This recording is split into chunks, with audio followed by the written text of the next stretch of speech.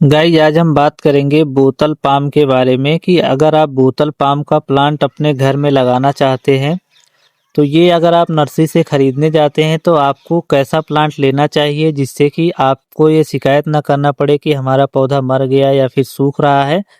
तो मैं आपको ऐसी ऐसी डिटेल दूंगा बोतल पाम के बारे में, जैसे कि गेट के सामने लगाना सही रहेगा या नहीं, वॉल के पास में कितनी दूरी पर लगाएं।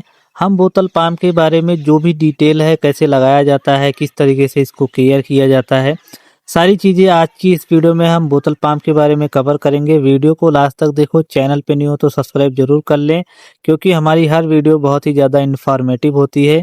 तो चलिए हम वीडियो शुरू करते हैं। सबसे पहले हम बात करते हैं कि बोतल पाम का पौधा कौन से महीने में लगाना चाहिए।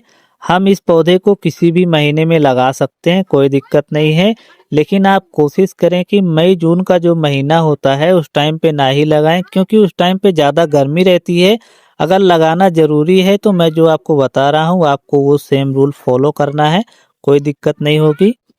अगर आप अपने गार्डन में इस पौधे को लगाते हैं तो इसका जो पत्ता है सबसे पहले बांधा जाता है रस्सी की मदद से चारों तरफ से, क्योंकि उस टाइम पे अगर आप ये काम नहीं करते हो तो इसके जो पत्ते हैं ना हिलते हैं जब हवा चलती है, और फिर पौधे का जो बैलेंस है वो ना इधर उधर होता है और फिर पौधे में एयर पासिंग हो जाती है।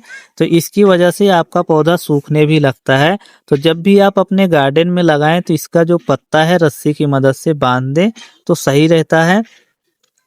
और मैंने जैसे कि आपको बताया कि कौन से महीने में लगाया जाता है, तो मई जून का महीना में थोड़ा दिक्कत देता है, बाकी आप कभी भी लगा सकते हैं।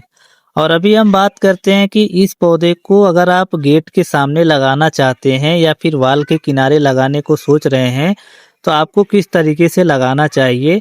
सबसे पहले आपको ये देखना है कि आप कितनी दूरी पर लगाना चाहते हैं, क्योंकि अगर आप दूरी पे नहीं लगाएंगे तो आपको दिक्कत हो सकती है। ये पौधा काफ़ी टाइम तक चलता है और काफ़ी मोटा भी होता है। तो आपको वाल से कम 4 फीट की दूरी बना के रखनी है, क्योंकि इसकी जो रूट है ना वो काफ़ी दूर तक जाती हैं। ये मान के चलिए कि अगर आप वाल से दूरी बनाकर नहीं रखते हैं, अगर आप 1 से 2 फीट के रेंज में लगा देते हैं इस पौधे को, और जब ये पौधा मोटा होगा तो आपके वाल में जो है थोड़ा दिक्कत दे सकता है, चटक सकती है आपकी वाल। तो इसलिए कम से कम 4 फीट का ही रेंज बना के चले। और आप जब 4 फीट का रेंज बना रहे हैं, बीच में जो स्पेस आता है उसमें आप हेज लगा सकते हैं। बहुत ही अच्छे अच्छे पौधे आते हैं जिनसे आप बहुत ही बढ़िया डिजाइन दे सकते हैं। तो ये चीज़ आपको ज़रूर करना है।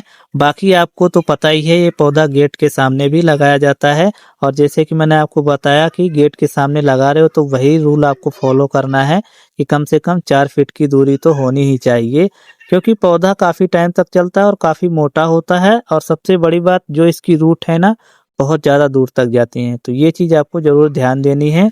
अगर आप पौधे लगाने को सोच रहे हैं तो मेरा नंबर स्क्रीन पर शो कर रहा है, एक बार राय ले सकते हैं।